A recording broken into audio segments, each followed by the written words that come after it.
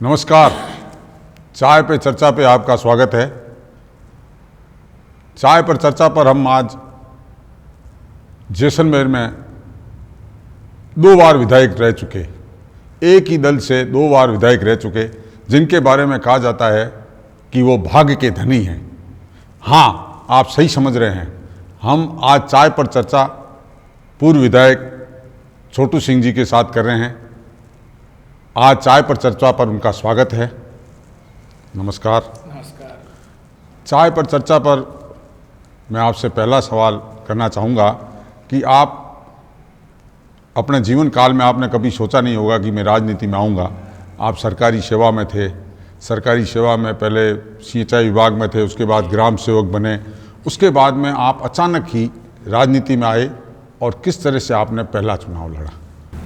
Actually में शर्मा जी, वैसे तो मैं भाग्यशाली हूँ, क्यों मैं यहाँ गांव से खाली हाथ आया था। एक टवाल था और एक जोड़ी कपड़ा था। कहाँ रहूँगा, कहाँ नहीं रहूँगा। आज तो बहुत कुछ है, उस टाइम कुछ भी नहीं था। मैं धन्यवाद देता हूँ मानकीलाल गिरमा, सीमावर्ती छात्रावास को और सतदेव जी व्यास को, जिन्होंने मुझे उस छात्रावास में एडमिट किया और मैंने मेरी शिक्षा ली। शिक्षा पूर्ण होने के बाद में ये ख्वाहिश था कि कैसे अपन जैसलमेर में रह सकते हैं। गांव में तो रह के आए, अपने का जुनून था जैसलमेर में रहे और जैसलमेर में रहने योग्य हो गए। उसके बाद में ये सोच थी कि यार सब कुछ है, लेकिन पहचान आदमी की बननी चाहिए। पहचान तब बन सकती है कि आदमी जनसेवा में लगे, वो हमेशा सेवा भावी रहे, तो उसकी ऑटोमेटिक रिपोर्ट में आएगा नहीं यार ये आदमी सेवा भावी है। चाहे कैसा भी इसको लिया जाए, ये हॉस्पिटल पे आ सकता है, दूसरी धर्म सभाओं में आ सकता है, आमजन से मिल सकता है, बात कर सकता है। ये मेरे में सोच थी कि मेरा परिचय कैसे बढ़े, मैं कैसे आगे बढ़ सकता हूँ, लोगों में मेरा परिचय बने, मैं बनूँ। इस हिसाब से, इस सोच के हिसाब से मैं राजनीतिक में प्रवेश करना। आप जब राजनीति में आए उस समय आपको राजनीति की क ख ग घ नहीं आती थी। आप एक ठेठ ग्रामीण परिवेश में पले बड़े थे और आपका जो ग्रामीण में जीवन था वो ऐसा था। मुझे याद है कि जब जैसलमेर में विधानसभा चुनाव से पहले ये तय हुआ कि नए विधायक की तलाश की जाए, तो पनराज जी के थान पर एक खडाड़ क्षेत्र की विशाल सभा रखी गई थी। उस सभा में संयोग से मैं भी उपस्थित था, मुझे भी किन्हीं कारणों से भेजा गया था, मैं पत्रकारिता के कारण से वहाँ गया था। तो वहाँ जो मैंने देखा था उस माहौल में खडाल वालों ने तय किया था कि छोटू सिंह भाटी हमारी तरफ से इस बार भाजपा के प्रतिनिधि होने चाहिए। तो इस संबंध में आपका क्या कहना है कि किस तरह से वहाँ आपका नाम आया? एक्चुअली वो एक नाम आने का कारण ये था कि मैं खडाड़ सेक्टर में मेरी पहली नौकरी इरिगेशन में मैकेनिकल मिस्त्री पोस्ट पे हुई और उससे मेरा परिचय था चारों तरफ, क्योंकि उस छोटे छोटे एनीकट का काम बनता था और खड़ीन से आम गांव आदमी जानता था। दूसरे में मैंने मेरे परिवार का ऐसा बिजनेस लगा दिया था कि कंस्ट्रक्शन का काम, रोड का काम, ताकि आदमी कहते हैं ना कि मीरा ने भी मार्ग बवारे थे, मार्ग को साफ किया था कि प्रभु मेरे इस रास्ते से आएंगे। तो उस टाइम से हमारी ये सोच थी कि किसी भी हिसाब से हम ऐसे रास्ते बनाएं ताकि अपनी पहचान बने। और इस सोच के हिसाब से हमने एक दावेदारी की। 2008 से पहले मैंने विधानसभा नहीं दी थी, मैं पहली बार विधानसभा गया हूँ। मुझे आपने एमएलए बना के ही भेजा है। जनता का बहुत बड़ा मैं शुक्रगुजार हूँ। ये तो उन्होंने पहली बार मुझे वहाँ भेजा। ये बात तो छोटू सिंह जी हुई आपके किस तरह, मगर जब आपको टिकट मिल गई तो चुनाव लड़ना एक अलग चीज़ है और आप फील्ड में काम करना एक अलग चीज़ है। और आपके साथ में एक और हुई कि आपके सामने कांग्रेस कैंडिडेट थी जो महिला प्रत्याशी थी और आपके सामने चुनौती ये आ गई कि कृष्ण सिंह जी भाटी, स्वर्गीय कृष्ण सिंह भाटी, स्वर्गीय गोवर्धन कल्ला भी बगावत के रूप में खड़े हो गए। तो वो चुनाव फिर आपने किस तरह से लड़ा? मेरी यार सुनो, मेरे को एक बहुत बड़ा ये फिक्र होने लगा कि दो एमएलए, पूर्व एमएलए मेरे सामने खड़े हैं और एक सुनीता जी खड़ी है और मैं तो कभी वार्ड पंच नहीं बना। मैं हकीकत कह रहा हूँ कि मुझे इसका ज़्यादा अनुभव नहीं था, लेकिन ये अनुभव मुझे ज़रूर था कि राजनीतिक में आने के लिए आदमी को क्या करना पड़ता है। क्योंकि 2-3 इलेक्शन जो एमएलएज के हुए, चाहे प्रधान राज सिंह का हुआ, सांग सिंह जी का हुआ, गुलाब सिंह जी का हुआ, उसमें हमने सक्रियता निभाई और देखा भाई कोई बात नहीं, अपने इलेक्शन लड़ते हैं और बड़ा फिक्र भी होता था कई बार कि यार 3 राजपूत, 2 राजपूत खड़े होते हैं तब भी तीसरा जीतता है और आप 3 खड़े हो, कैसे विजय प्राप्त हो। पर मुझे बलराज जी की कृपा से, जगत जी की कृपा से बहुत बड़ा यूँ मन में फेर था कि किसी भी हालत में आमजन मुझे चाहता है, विशेषकर लेबर वर्ग। आज जैसलमेर में लेबर वर्ग 25-30% है, वो तो मेरे को कुछ भी होगा वो तो स्विच मेरा ही दबाएंगे, ऐसा मुझे भरोसा था। और उस भरोसे के बल पे मैं, आप एमएलए भी जीत गए, मगर फिर आपके सामने संकट, पहले तो आपके चुनाव का संकट, फिर एक संकट और आ गया कि आप विधायक तो बन गए मगर राज्य में सत्ता आ गई कांग्रेस की। तो वैसी परिस्थिति में विपक्ष का विधायक होना, देश राज्य में सत्ता अन्य दल की होनी, तो उसमें आपने कैसे अपना तालमेल बिठाया और तालमेल करके कैसे आपने अपना 5 साल विधायक कार्यकाल किया? इसके लिए बहुत बड़ा सोच था कि मैं विधायक तो बना हूँ लेकिन मेरी सरकार नहीं है, मैं विपक्ष में हूँ। मैं सोचता था कि मेरे जितने भी विधान जो हमारा हाउस था उसके अंदर अलग अलग लोग बोलते थे, विपक्ष में विपक्ष की भागीदारी निभानी थी और अपनी समस्याएं बतानी थी। तो मैं स्पीकर साहब से मिला, उस टाइम से दीपेंद्र सिंह जी थे, उनसे मैंने यही निवेदन किया मुझे आप बोलने का मौका देना ताकि मेरी जैसलमेर की जो मेरे परमेश्वर समान जनता है उनको ये तो पता लगे कि हमने जो सेवक भेजा था वो अपनी बात तो पूरी जिले की उठा रहा है। उस हिसाब से आम बात मैं उठाता था, लेकिन विपक्ष के होने के नाते मुझे वो जो लाभ मिलना चाहिए, पूरी वर्क मिलनी चाहिए, वो नहीं मिले।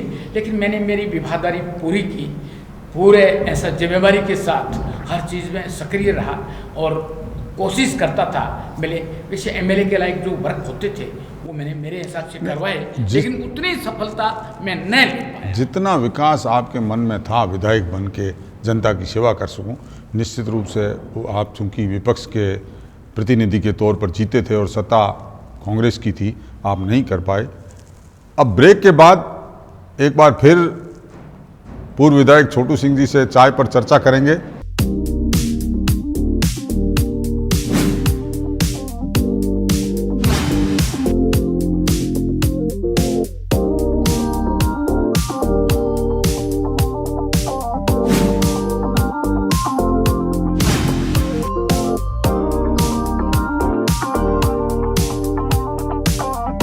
गोल्डन सिटी हॉस्पिटल जैसलमेर अब पाइए 4D colour Doppler sonography, digital x-ray, NICU व ICU की सुविधाएं डॉक्टर दीपक वैष्णव व डॉक्टर मेघा वैष्णव की देखरेख में। नमस्कार।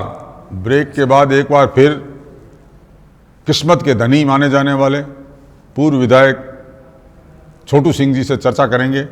इस बार चर्चा करेंगे उनके जीतने के बाद में, जब सरकार राजस्थान में भाजपा की और उसकी मुखिया बनी श्रीमती वसुंधरा राजे, उसके बाद जिस तरह से उन्होंने विकास कार्य करवाए और जिस तरह से उन्होंने जैसलमेर के कोने कोने में विकास की गंगा बहाने का प्रयास किया, आम आदमी, आम गरीब तबके के लिए जो काम करने का प्रयास किया, उस पर सवाल करेंगे। और साथ ही ये भी सवाल उनसे करेंगे कि 2 टर्म इतना अच्छा होने के बाद में भी उनका टिकट कैसे कट गया, इस पर भी चर्चा करेंगे। एक बार सबसे पहले चर्चा करते हैं उनके दूसरे कार्यकाल के संबंध में। आपका दूसरा कार्यकाल आप जीते, वो निश्चित रूप से आप संघर्ष में जीते, आप 2-3 हज़ार वोटों से जीते, मगर उसके बाद में राजस्थान में प्रचंड बहुमत आया भाजपा का और वसुंधरा राजे मुख्यमंत्री बनी और उनका भी आशीर्वाद आपके ऊपर था। तो उस 5 साल में आप किस तरह के विकास कार्य किए, जनता के काम आए, वो बताएं। एक तो ब्राह्मण पुत्र ने मेरे को सीधा ही किस्मत का धनी बताया। मैं बड़ा भाग्यशाली हूँ कि ब्राह्मण जब आशीर्वाद देता है तो सब कुछ हो जाता है। ये तो मैं किस्मत का धनी हूँ। मेरा दूसरा कार्यकाल बड़ा ही अच्छा रहा। मैं चाहता हूँ मेरे काम हुए। मैंने ये सोच रखी थी कि मैं पहले विपक्ष में था और सेकंड इलेक्शन में बड़े संघर्ष से मैं जीता। जीतने के बाद में मेरी ये सोच थी कि अब तो मोमेर बियान माँ परसुआरी है, इसलिए मैं ये इस चीज़ की माँ हमारी आज परसुआरी है, मतलब वसुंधरा जी हमारी माँ है, वो परसु रही है, इसमें कमी आएगी नहीं। तो हिसाब से देखा जाए विमल जी जो डेवलपमेंट, जो लाभ इस पश्चिमी राजस्थान में जैसलमेर को मिला है, शायद ही दूसरी विधानसभा को मिला है। मैं दावे के साथ कह सकता हूँ कि ये दूसरे कार्यकाल में मेरी ऐसी कोई रोड नहीं थी जो टूटी भी हो। नंबर दो ऐसा कोई गांव और ढाणी नहीं थी जहाँ ट्यूबवेल नहीं हो या पाइपलाइन नहीं हो। हरी के बांध का पानी पूरी बसिया क्षेत्र और पूरी भिड़मलाटी और आधे सोडान क्षेत्र में पहुंच गया। ये सोच था कि हरी के बांध का नहर का पानी भी वह पहुंचेगा। और ये भी नहीं, सबसे बड़ी समस्या थी कि जैसलमेर के अंदर बिजली की बहुत समस्या, किसान बड़े परेशान थे। और 132 जब जीएसएस सैंक्शन हुए तो जैसलमेर में सीधे 3 हुए, मोहनगढ़ हुआ, सांगड़ हुआ और झंझाड़ी हुआ।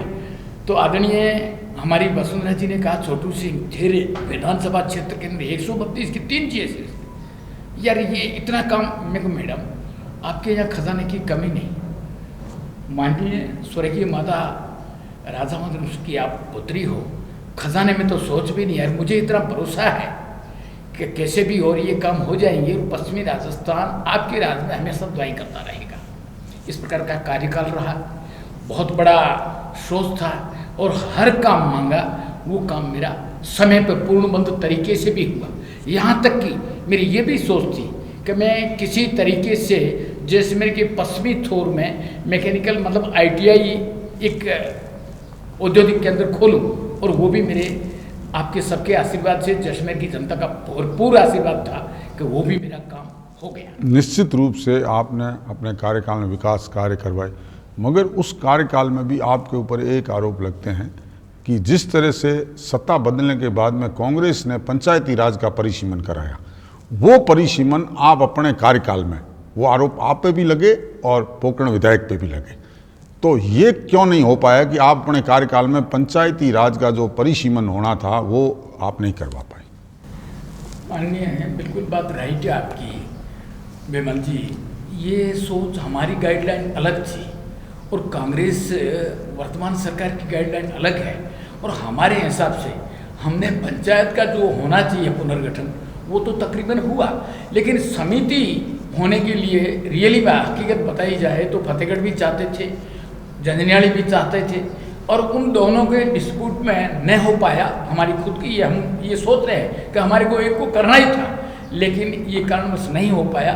लेकिन पंचायतों का पुनर्गठन जो हमारी गाइडलाइन थी उस हिसाब से उसमें कोई कमी नहीं रही। तनोड़ जैसा एक छोटा सा क्षेत्र हमारा बहुत भी धर्मस्थली है और हम चाहते हैं कि सीमांत क्षेत्र पे जाने के लिए पंचायत मुख्यालय वहाँ होना चाहिए। वो हुए, रामगढ़ में भी हुए, दहीकोट में भी हुए, जहाँ चाहते थे मोहनगढ़ में भी हुए, कोई कमी नहीं रखी। केवल समिति ने बनाने का कारण ये था कि हमारा आपसी लोगों का ये था, लोग वहाँ चाहते थे, जबकि वहाँ किसी प्रकार की तहसील की कमी नहीं रही, जो हॉस्पिटलों की कोई कमी नहीं रही। हॉस्पिटल के मामले में भी देखा जाए तो मैंने एक खरार सेक्टर में लिया, तो दूसरा बसिया क्षेत्र में चेलक को लिया, और तीसरा मेरा बड़ोड़ा गाँव जो एक्चुअली में मेरे MLA के लिया हुआ होता है गाँव गोद में, उसका करवाए। इसमें कोई कमी, डेवलपमेंट में, विकास में तो कोई कमी ही नहीं रही। फिर भी बहुत बड़ा लंबा क्षेत्र है, उसमें कुछ कमियां रह भी जाती है। आने वाले समय में हम कोशिश करके करेंगे। और जहाँ टिकट का मामला है, इतना विकास होते हुए भी हम चाहते थे कि टिकट मिला, ये हाईकमान का मामला है। मैं इसके बारे में कुछ नहीं कह सकता, उनकी क्या सोच थी। यदि मेरा काटा है, किसी भाई साहब को दिया है, चलो उनको भी मौका दिया, मैं सर खुशी के साथ उसके साथ चला, पूरा कार्यकाल उनके साथ दे पाया, प्रचार में भी साथ रहा। अब जीतना हारना ये तो अलग लेख होता है। जैसलमेर के इतिहास में किसी एक दल ने, कांग्रेस चाहे 70 वर्ष से राज किया हो, अधिक विधायक रहे हों, उनके अधिक बार रहे हुए हों, मगर जैसलमेर विधानसभा, जैसलमेर जिले से कोई अगर लगातार 2 बार विधानसभा में किसी एक दल से पहुंचा तो आप थे। उससे पहले 2 बार विधायक जरूर बने महाराज हुकम सिंह जी, मगर वो दोनों बार अलग अलग दल से, एक बार निर्दलीय और एक बार कांग्रेस से शायद बने थे जी। तो मगर आपका जो रिकॉर्ड था और जिस तरह की आपकी छवि थी, आपकी छवि में भ्रष्टाचार नहीं था, आपकी छवि 10 साल की कार्यकाल में किसी से जनता के बीच नहीं जाने के आरोप नहीं थे कि जनता के बीच नहीं आते हैं। ये सब आपके पक्ष में होने के बावजूद आपकी टिकट क्यों कटी? अब देखो साहब, मेरा विमल जी खुला दरबार था। आपके मैं बिल्कुल पड़ोसी रहता हूँ, सामने रहता हूँ, हमेशा भीड़ रहती है। मैं वहाँ जाता आता था, लोगों से मिलता था। अब टिकट कटना या लेना ये हमारे हाईकमान का मामला है। अब उन्होंने अपनी सोच की होगी, किस हिसाब से कटी, क्यों कटी, ये जनता जनार्दन का फैसला था, उसके अलावा हमारी पार्टी का फैसला था। उन्होंने जो दिया उसको हमने सहर्ष स्वीकार किया है। राजनीति में ये माना जाता है कि राजनीतिज्ञ का समय कभी ख़त्म नहीं होता। उसका मैं आपको उदाहरण दूं कि जैसलमेर महाराज कुमार जितेंद्र सिंह जी, वो कई बार अलग अलग दलों से चुनाव लड़े, मगर राजनीतिज्ञ कभी भी वापस सत्ता में आ जाते हैं। उसका उदाहरण आपने पिछले विधानसभा चुनाव के बाद में जिस तरह से उनको यूआईटी चेयरमैन बनाया और जिस तरह से वो आए, उसी तरह 10 साल लगातार सत्ता से बाहर रहे, टिकट से बाहर रहे। सांग सिंह जी को दोबारा टिकट मिला। हार जीत आपने भी फरमाया वो जनता के हाथ में, किसी के हाथ में जीतना आना। उसी तरह आप जिस तरह से आपका कार्यकाल 2 साल का रहा, एक बार टिकट आपका कटा, अब आप क्या, आपके प्रयास हैं और आप क्या की सोच है कि आपको दोबारा एक बार फिर जनता के सामने जाने का मौका मिले और आपको पार्टी टिकट देवे? अब ये सोच मेरी तो ये थी, 10 साल का मेरा कार्यकाल जो मेरी एमएलएशिप में रहा वो आम जन ने देखा, और ये 4 साल जो बीत रहे हैं इसका भी मेरा जो सक्रियता होती है, आम जन की सुनवाई होती है, आम जन की सेवा होती है, आम जन से मिला, चाहे उसका किसी भी प्रकार का काम था, हर में सक्रिय रहा, कोशिश रही। अब टिकट वापस मिलेगी ये नहीं मिलेगी, ये जैसलमेर में ही मिलती है। विशेषकर इसका फैसला करने के लिए जैसलमेर की जनता करती है, हाईकमान भी उनके ही निर्भर होती है, और जो जनता फैसला करवाएगी उसको हम सैबर स्वीकार करेंगे। हमेशा ये होता है कि आदमी राजनीति में कभी बूढ़ा नहीं होता है, राजनीति में उसका जीवन हमेशा चलता रहता है, कोशिश रहती है। मेरी भी आज यही कोशिश है कि मैं किसी भी तरीके से वापस पुनः जनता की सेवा के अंदर सक्रिय रहूं और जनता की सेवा में आगे मिलके काम करूं। चूँकि मैं आपको भी बहुत नज़दीक से जानता हूँ, मैं राजनीतिक क्षेत्र में, पत्रकारिता के साथ साथ राजनीतिक क्षेत्र में भी काफ़ी संगठनों के और उनके नज़दीक रहा हूँ। सब क्षेत्र में कांग्रेस और भाजपा के सारे मेरे मित्र हैं, मेरे सहयोगी रहे हैं कोई। तो आपको ये नहीं लगता कि आपको संगठन ने ही चुना था, एक उठा के संगठन लेके आया था और उसी संगठन ने आपको 2 बार बनाया, तो आपको नहीं लगा कि 2 बार बाद में संगठन आपसे कहीं कहीं नाराज है? देखो, पहले संगठन लाया था, मैं तो कुछ भी नहीं था, न तो पार्टी का पदाधिकारी था, कुछ भी नहीं था, और संगठन लाया था। और ये संगठन नाराज हुआ है या पब्लिक नाराज हुई है, ये तो अलग सोच है। इसके बारे में मैं तो क्या कहूँगा, ये संगठन को सोचना, आम जन को सोचना है।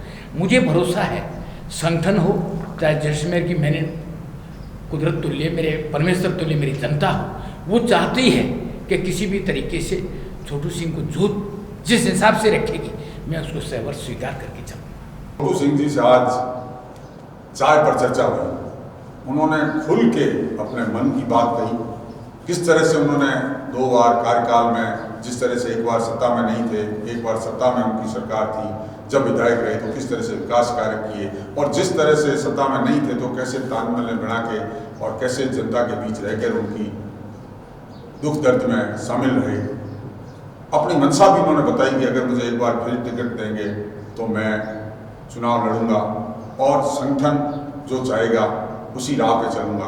और सारे वो जवाब जो जनता चाहती थी छोटू सिंह जी से, वो सारे जवाब आज उन्होंने डेजर्ट स्टॉर्म चाय पर चर्चा पर दिए हैं। चाय पर चर्चा पर मेरे साथी पुष्पेंद्र बोरा, विनर शर्मा, नरेंद्र गोयल के साथ आज तक के लिए चाय पर इतना ही।